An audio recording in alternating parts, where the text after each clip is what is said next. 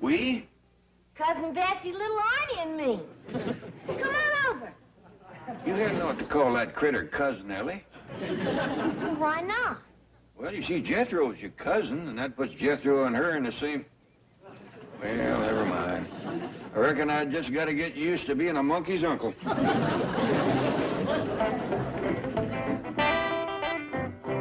my sign about ready, Jed? Right near, Granny. Ellie Mae, quit playing with your critters and get busy. We got this whole house to get clean. Yes, Granny. Well, what are you waiting for? Get around back. Well, let me see my sign, Jed. Just a minute.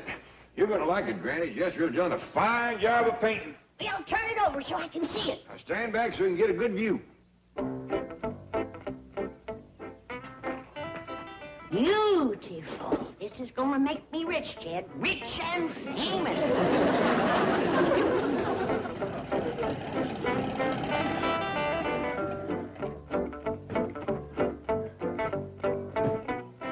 Is the big sign all right, Granny? Just dandy, Jethro. Heft me up. Oh, what for? That fur. Jethro, you finish up the rest of the signs? Sure did. Well, let me see 'em. Hot cornbread. Oh, buttermilk. Grits every meal. Doctor on duty. That's me, you know. That's right, Granny. Critters to pet? Now, wait a minute. I didn't order that sign. Oh, this one was Ellie's idea. Sign tells the truth, Granny. I bet you there ain't another boarding house in Beverly Hills got as many critters as we have. Here's a sign for the front gate. Oh, I like that. Yeah, you ain't just funning when you say sleep off the highway. We must be about 4 or 5 miles off. Nice and quiet. Did you make a sign about my live soap? Oh, yeah, Granny. Free lye soap. Oh, that'll draw 'em in like flies. You got to throw in a little extra with the stiff rates you're charging. Well, Jed, I'm giving every boarder a private room and all he can eat. Yeah, but $1 a night? Well, I figure that'll keep out the riffraff. Well, come on, Jethro. Let's get that big sign on here and commence putting them up. Yes, sir. That wife of mine. I have to leave my bank and rush home just to welcome a butler. Now, Chief, Arthur Pinckney is hardly an ordinary butler. He's probably the most sought-after major domo on 2 continents. Oh, no. Oh, yes, he has served royalty. I mean that sign, look. Clampett Mansion on your right. Room and board $1 a night. They can't take in boarders. It's against the law in this neighborhood. It's even illegal to put up those signs. There's another one. 200 feet. Keep on coming. Outdoor swimming. Indoor plumbing.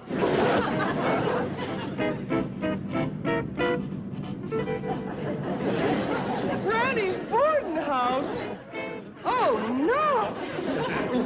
Jim, what should we do? The first thing to do is get these signs out of here. Free lye soap.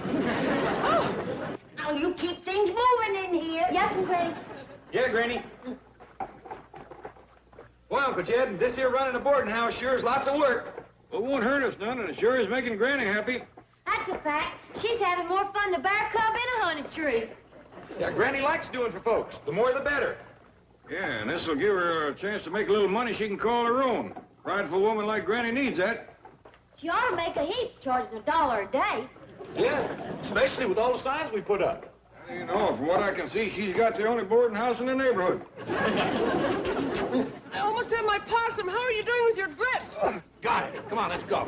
Chief, I can't reach these. Never mind them. Let's get down the hill and grab those big ones. Especially outdoor swimming, indoor plumbing. Quite right. The police must never see them. My wife must never see them. Your wife's new butler must never see them. Pinckney is a man of impeccable breeding. He has served royalty in every major capital of the world. If he thought for one moment that the neighborhood in Look, which... turn this off, turn this on, and let's get going.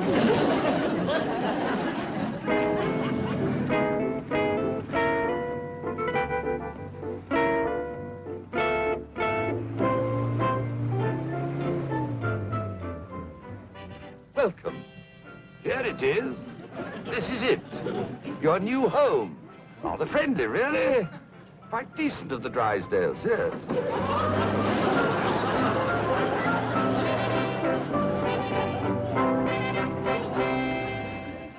Well, how's it going? Oh, Granny, first boarders are coming. We ain't ready for him.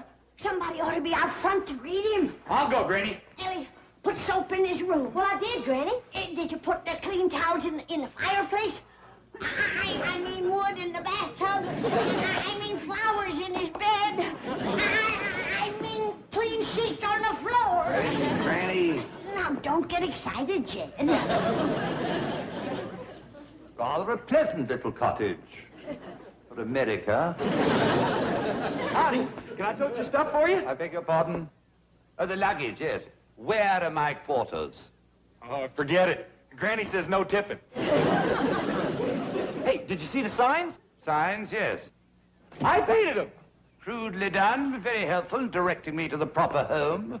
Howdy, I'm Jed Clampett. Glad to see you. Welcome. This here is Granny.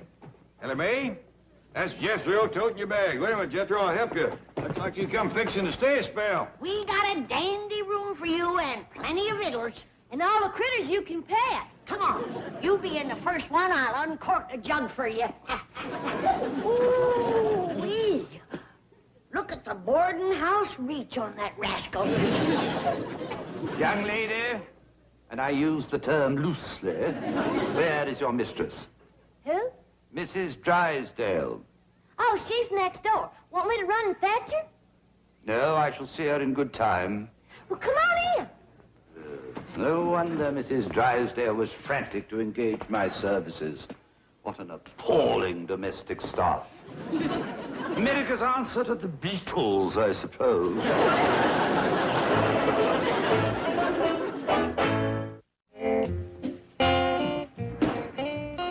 Hi, dingies, that hot bread smells good, like hot bread should. Well, Granny, your first boarder is settled in. By the way, his name is Pinckney, Arthur Pinckney. Did he like his room? Seemed to. He's up there rooting around like a hog in a new pen. You want to take up my jug and give him a little welcome snort? That's not, Granny. We don't know him that well. He might be a temperance man. Long drink of water, ain't he? He is at that. Nice looking, though. Fancy dresser. I'd say he's a man of quality. Yeah. The only thing his talk is a mite hard to understand. Oh, he's a foreigner, all right. No doubt about that.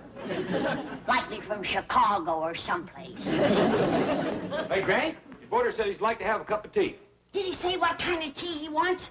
I can give him senna or sassafras or dandelion or juniper or horse mint. No, ma'am, he didn't say. You seem to be ailing in some way, Jethro? Well, he was kind of stuffy in the head. I'll put together a mixture. Find out where he's from? Yes, sir. London. Where's that? Oh, clean across the ocean. What they call Great Britain. No wonder he don't talk English so good. Granny, they talk English there. Well, they sure talk at Clarin. The boarder wants everybody down the front hall right away. Says he's coming down for inspection. Inspection? I don't see no call for that. He looked fine to me.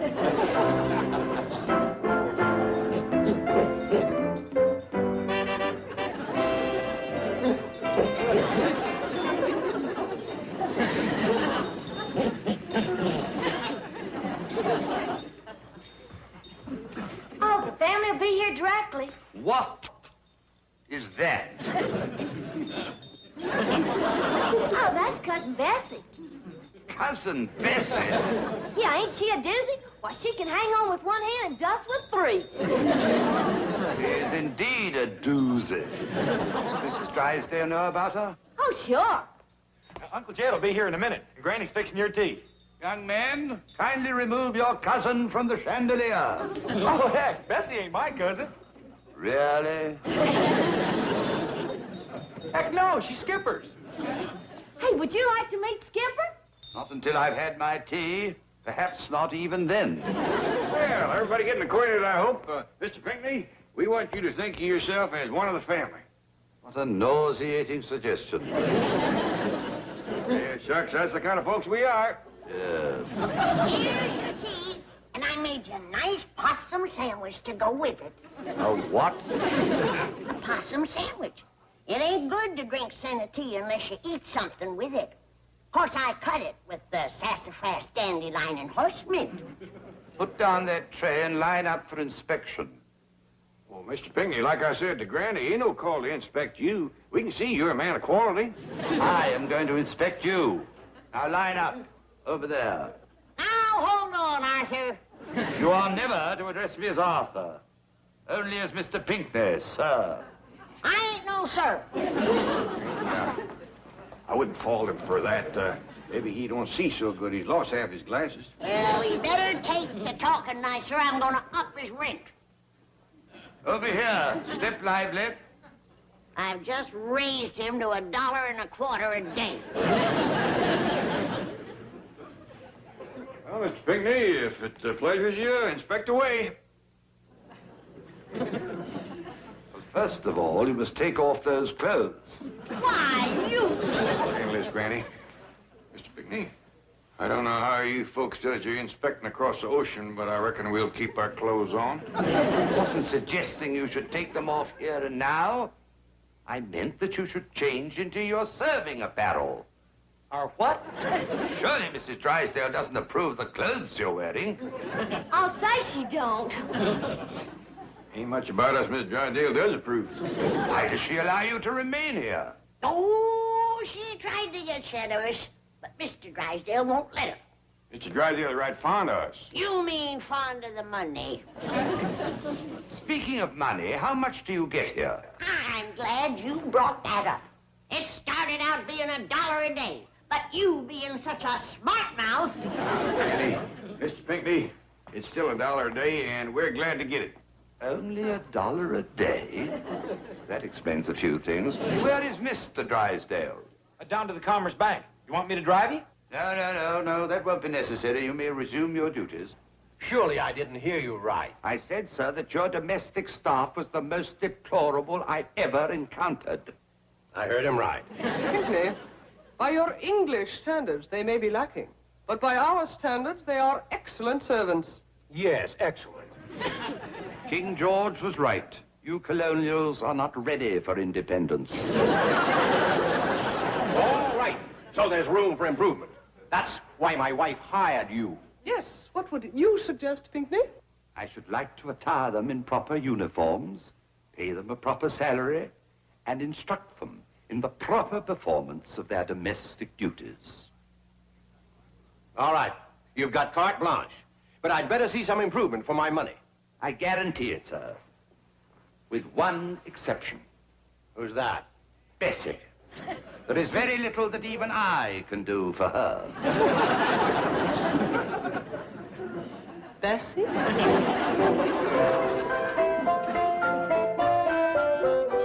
You know something, Ellie? I like these new clothes Mr. Pinckney brung us. Me too, Jethro. But Paul sure ain't happy with his. He won't come out of his room. Granny will get him out. Come on, Jed. Mr. Pinckney says if we wear these outfits, he'll pay us $50 a week. I'm sorry, Granny, but if this is what a footman wears, I ain't walking. Oh, please, Jed. Just long enough for inspection. Do it for me. Come on. Well, all right. Just for inspection.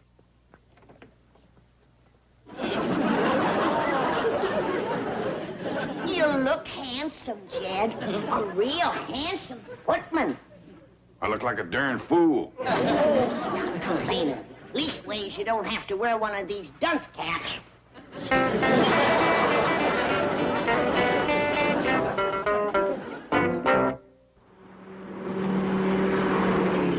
Won't this thing go any faster? Calm down, Chief. We're not certain that Pinckney is at the Clampetts. Who else would he be? My wife said he hasn't shown up at our house, and she said the only Bessie she knows is Ellie Mae's chimp. Surely he doesn't think the Clampetts are your servants. Well, if he does, I'll have your neck. Why mine? Because I'll need it. My wife's going to have mine. Chief, that is unfair. It's the American way. Pass the buck. Line up for inspection, everybody. Mr. Pinckney says he'll be right in. Jed, no, stop that. That tears that I'm getting out of these crazy duds. Please, Jed. Just until Mr. Pinckney sees you, he's paying me $50 a week. And he's the only boarder that Granny's got. Yeah, and if he leaves, Who's gonna eat them 30 gallons of crawdad gumbo I made? And them 8 gallons of buttermilk I churned. And the 3 kettles of grits and fatback and all the other riddles. Well, I will. Line up for inspection. Quiet! Stand at attention. Yes.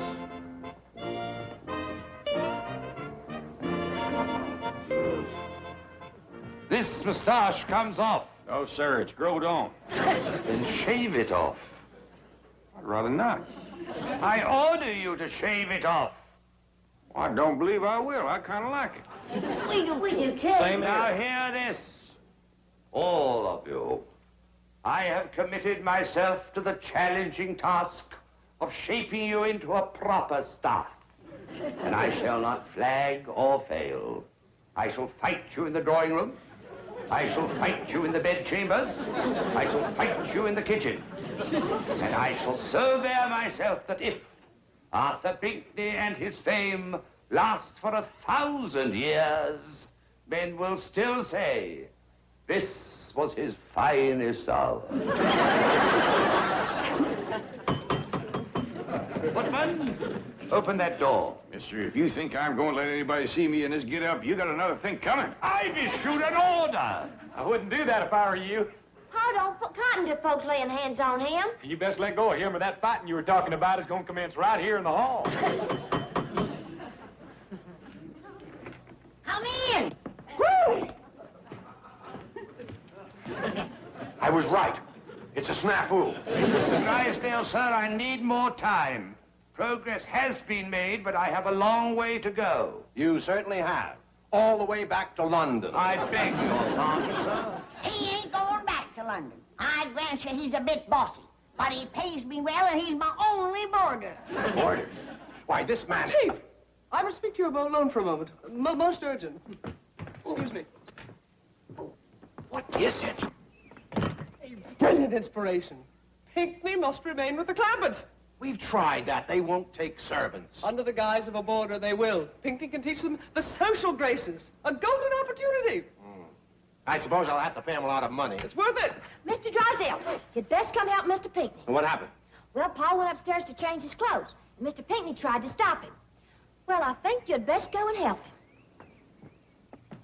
Pinckney? Pinckney! Up here, sir.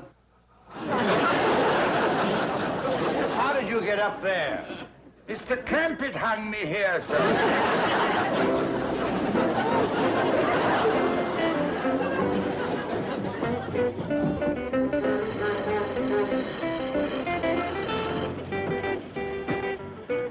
Hey, Uncle Jed, I found out why Granny ain't getting no more boarders. You did? Yes, sir. Somebody went and stole every single one of them signs we put up.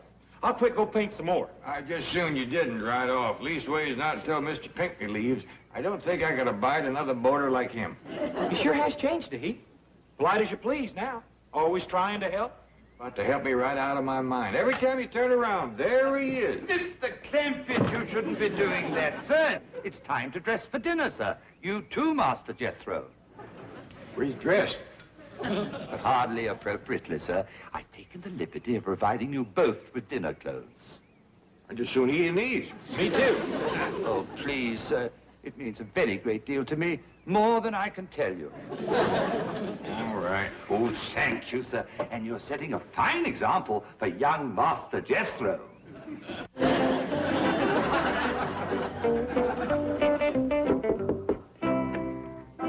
Oh. It looks as if I've come just in time, sir. I will dress you, sir. You what? Dress you, sir. No, I wouldn't bet on that. But you need my help, sir. I've been dressing myself for a lot of years, and I aim to keep right on doing it. But I insist, sir. Mr. Pinckney, you want to dress me, you got to shoot me and skin me first. Oh, yes. Well, now, let's get on with it.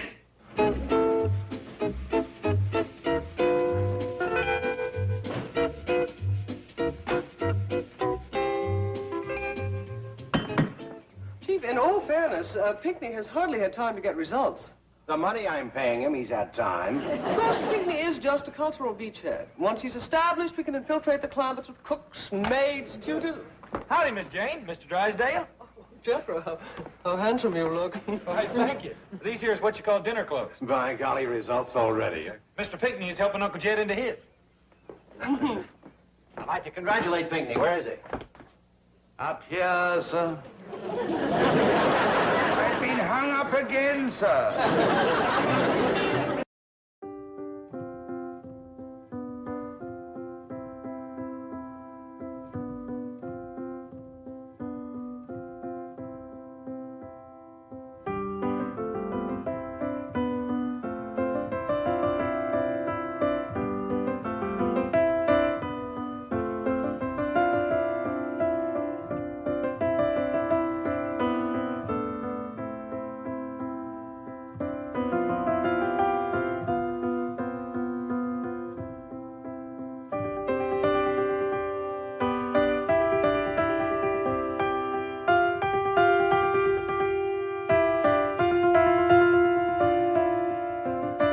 Pinckney. How are things at the Clampetts? Mr. Drysdale, sir, in my 40 years as a butler, I have served in some unique households and run athwart some bizarre families. But the Clampetts, sir, if I may use one of their own curious expressions, take the rag off the bush. Well, now, I warned you that it wouldn't exactly be smooth sailing. To be precise, sir, you said you could only promise me blood, sweat, tears, and money. Right. I've had the blood, sweat, and tears. Now I should like the money. You're leaving the Clampetts? I'm leaving the country. But you've got to stay with them. You're our cultural beachhead. Consider me another Dunkirk. Pinckney, suppose you tell us exactly what happened. Must I? It will help you to talk about it. Yes, perhaps you tried to force too much culture upon them too soon. On the contrary, sir, I started off in a very light vein. Fun and games, as it were. Good. I told them their lawn was ideal for cricket and suggested a match. And to my delight, they responded with a great deal of enthusiasm. Well, here we are.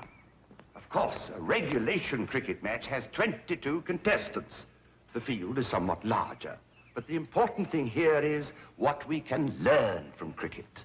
What's that, Mr. Pinckney? To compete fiercely, to win modestly, and above all, to lose gracefully. In other words, good sportsmanship. That sounds good to me.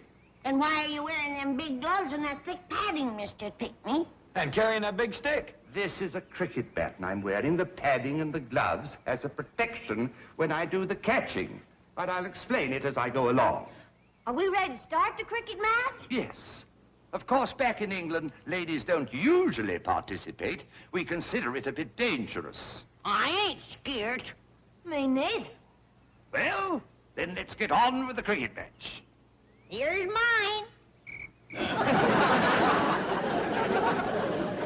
mine. Here's mine. Hold on, Mr. Pinckney ain't had a chance to catch it yet. Go ahead, Mr. Pinckney. Yeah, there's some dandy ones over there by the hedge. Good chirpers, too. Yeah, but you won't need those gloves and padding. You won't need that club. Our crickets ain't a bit mean.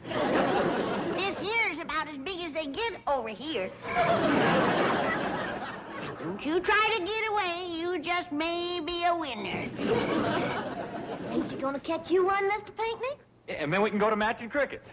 I got mine, but I ain't gonna show it until you get yours. I've changed my mind. I do not wish to play. I'll be doggone. For a fella made so much of being a good loser, he sure took it poorly. Get a grip on yourself. Yes, they just don't understand British games. Quite so. I then turned my attention to improving their wardrobe. Excellent. Clothes make the man. Yes. But this time I decided to split their ranks, so to speak. Excellent. Divide and conquer. Yes. I resolved to concentrate on the young people first. Excellent. The greener limbs are easier bent. Might we do away with the platitudes? I beg your pardon? Granted. Well, first I must say, my wardrobe innovations met with dazzling success. Oh, yes. Quite marvelous, really. Do you like to ride, Mistress Ellie?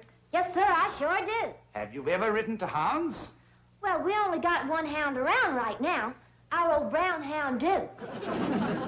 Now, before we progress sartorially, let us pause for a brief lesson in English pronunciation. Let me hear you say, brown hound. Brown hound. Yes, now, listen carefully and repeat after me. The brown hound sleeps soundly on the ground. Brown hound sleeps soundly on the ground. Now, listen again and say it exactly as I do. The brown hound sleeps soundly on the ground.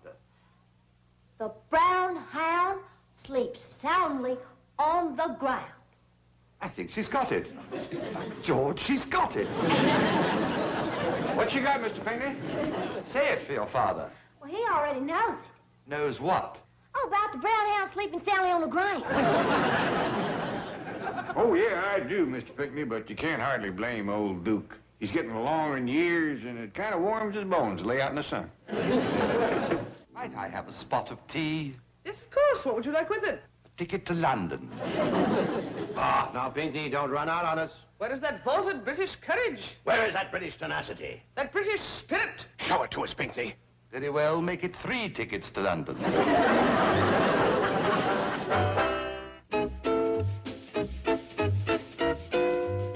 Rather decent tea, actually.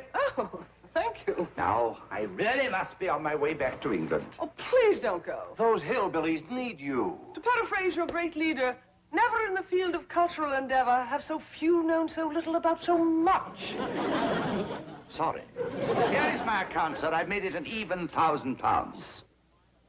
Are you out of your tea-drinking mind? That's almost $3,000. You were only with the Clampetts a day and a night. Yes, they gave you a lovely room and fed you. Fed me? Sir, have you ever partaken of the curious substances which Granny so quaintly calls victuals?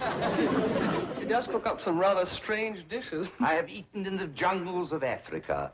I have shared the peculiar bill of fare of the Australian bushman, Berber tribesmen, and Tibetan goat herds.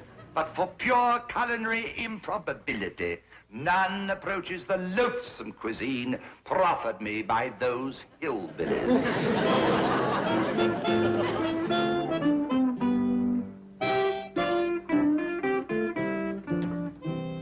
It's time to get washed up for supper, Mr. Pinckney. May I assist you, madam? You may not. Around here, we wash ourselves. I mean, may I assist you in serving the meal? Of course not. You're a boarder. Ah, yes, I tend to forget. Would you allow me to select the proper wines to accompany our first meal? Howdy, folks. How soon we having victuals, Granny? Pretty soon now. Mr. Pinckney here wants to have some wine. I reckon he's old enough. If you tell me what we're having, I'll choose a wine for each course. Well, we'll commence with soup. Oh, good. Vichyssoise, turtle, consommé. Catfish. I simmer it in a good, hearty tadpole stock. Tadpole, madam? Now, don't try to find out how she makes it. Granny don't give away her cooking secrets to strangers. Then we'll have some possum shanks with gopher gravy, collard greens, grits, deviled hawk eggs, little bite-sized owl burgers, and for dessert, candied crawdads. She's really putting it on for you. We ain't had a meal like that in weeks. How fortunate. Yes, you are. Well, Mr. Pinckney, what kind of wine do you want with that? I think the only appropriate beverage would be a large tumbler of hemlock.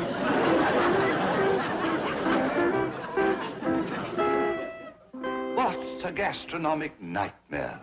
Culinary reform should be part of your cultural improvement program. Oh, never mind that. I want to know what this $3,000 is for. That includes the cost of my luggage and automobile, both of which were impounded by the hillbillies. Why? You insisted I pose as a lodger. We couldn't tell them you were a butler. They're opposed to the idea of servants. In their case, so am I. Tell us what happened. Well, after a night of terror, during which my bedchamber was overrun with raccoons, possums, monkeys, and other weird vertebrates, I attempted, under cover of dawn this morning, to evacuate our cultural beachhead.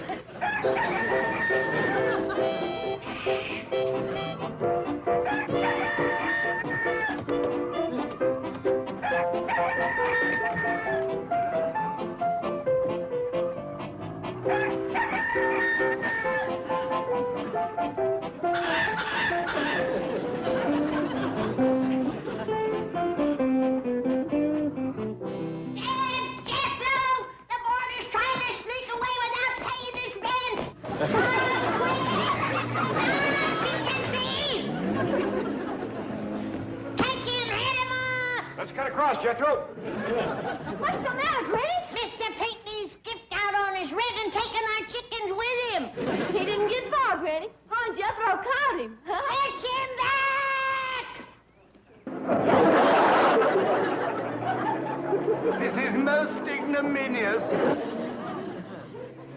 Might as well turn off your engine, Mr. Pinckney. You ain't going no place. What shall we do with him, Granny? Don't know yet, but I'll figure something. Well, figure fast, will you? This car's getting a mite heavy. As a punishment for my attempted escape, Granny put me to work making moonbeams. Making moonbeams? Moonlight? Moonshine? Yes, that's it. An ingenious distillation apparatus, something called a still. Well, how did you get away? For my guard, a large hound by the name of Duke became intoxicated by inhaling the fumes. While the brown hound slept soundly on the ground, I escaped. Hey, Jethro, how about taking me riding in Mr. Pinckney's car? Can't, Ellie. Granny says no driving it in the house. Still here, Granny? Well, as long as he's gone, put it back outside. Yeah, grab it in, Jethro. Reckon we'll have to tip it sideways again to get it through the door. Then I want you to start painting me some new boarding house signs. But just like the old ones? Not quite. I'm making a few changes. Mr. Drysdale, sir, you're wasting your time. Once I retrieve my luggage and my motor car, I intend to put Beverly Hills far behind me. Now, if you'll stay a week, I'll raise my offer to $500. You Americans amuse me. You think money can buy anything. $750. Sir, there are some things that cannot be bought at any price. $1,000. Fortunately, I am not one of them. Chief, look!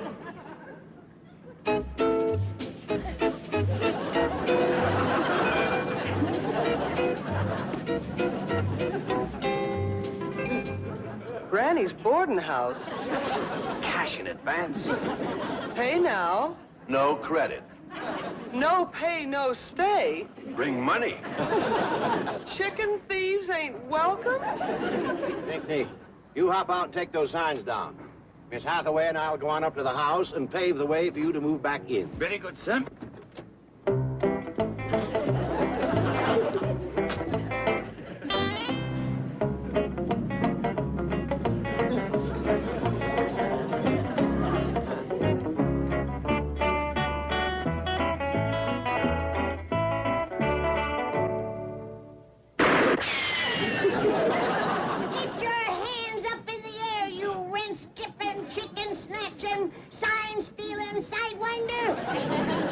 Now, just a moment, madam. I said get your hands in the air and march up to the house. I refuse to be intimidated. Now, march! Left, left, left, right, left, left, left, left, right, left. Get you there, no.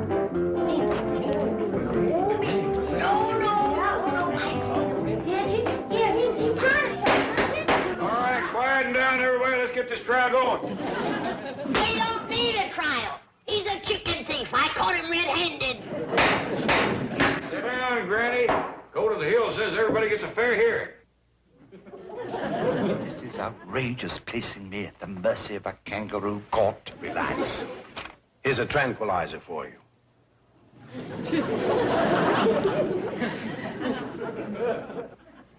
All right. Y'all ready to start this trial? Yes, sir. Are you ready, chicken thief? This may set Anglo-Saxon jurisprudence back 1,000 years. Don't worry, Pinckney. This is all playing right into our hands. Wait and see. All right, let's hear what all's being held against this fella.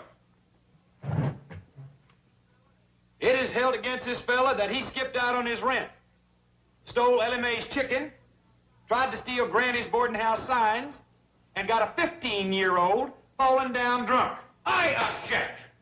What 15-year-old? That there hound dog, Duke.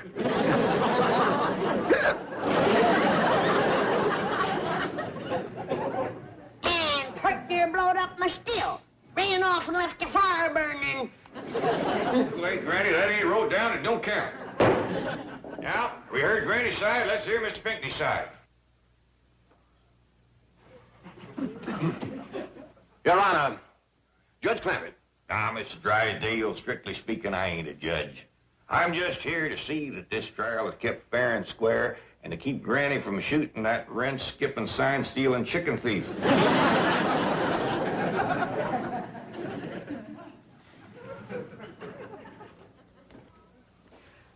Your Honor, that is, Mr. Clampett, the defendant, Arthur Pinckney, has decided to plead guilty as charged. Jim, turn him loose. Give him a 200-foot start. I'll load my shotgun with rock salt and bacon rind and season his hindquarters for him. Your Honor, Mr. Clampett, I didn't finish. As his punishment, Mr. Pinckney would like to suggest that he be sentenced to a week at hard labor here in your home. Nothing doing. We don't want his kind around. Sit down, Granny. That ain't for you to decide. I think, in fairness, we ought to remember the good thing Mr. Pinckney's done. Like what? Well, like bringing us them fine new clothes. Probably stole them. May I address the court? Sure, speak right up. I would like to say that I know Mr. Arthur Pinckney to be a man of good character, and I will vouch for him. I, too, know Arthur Pinckney, and he is a man of unimpeachable integrity, impeccable demeanor, and irrefutable probity. Thank you. Well, that's one for and one against. Sir, Your Honor, may the defendant speak? Hop to it. Sir, I won't go into all the reasons why I want to spend a week here, but suffice it to say, there are 1,000 of them. Keep talking, Mr. Pinckney. I do hope you say yes, sir. I can be very useful, really. I can do the shopping and the serving and the cleaning and the tutoring, and I can be everything from chef to chauffeur. It's a deal.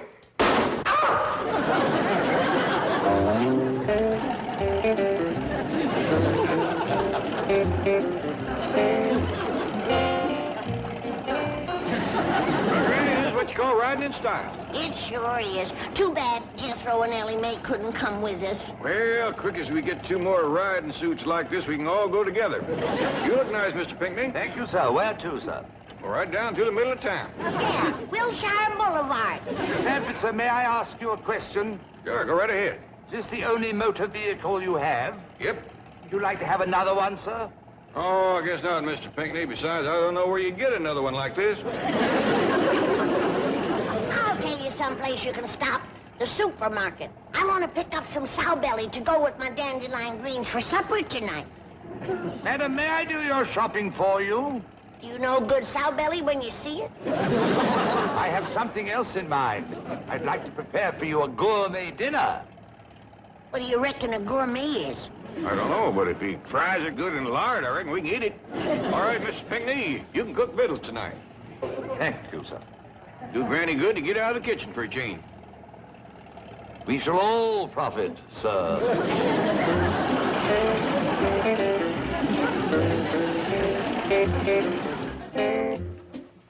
Now make yourselves comfy. I shall serve the coffee and the dessert here in the drawing room.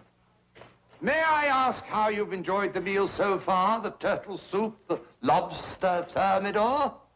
It's dandy. Fine. Finger licking good. Oh, thank you. we throwed out the window don't kill the flowers. How could anybody eat soup made out of turtles? Beautiful. And that thing he called Welsh rabbit didn't have no rabbit in it at all. Just a lot of doggone melted cheese. Wasn't too bad after Granny dumped the grits in it. What was it he called that big crawdad? That was lobster thermidor. That didn't taste bad neither, once we poured hot gopher gravy over it. You don't suppose Mr. Pinckney caught on, do you? Shucks, no. He had it pretty near pitch dark in there. Nothing burning but candles. Yonder he comes.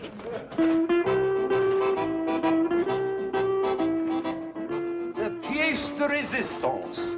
Crepe Suzettes.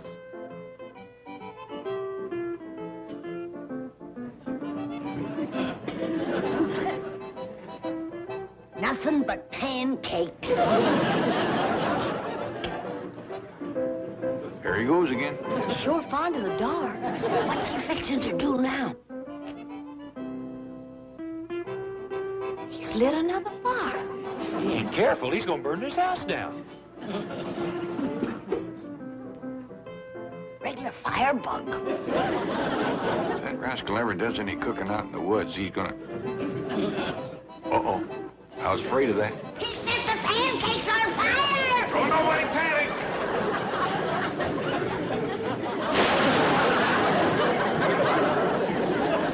There will be a slight delay in serving the dessert.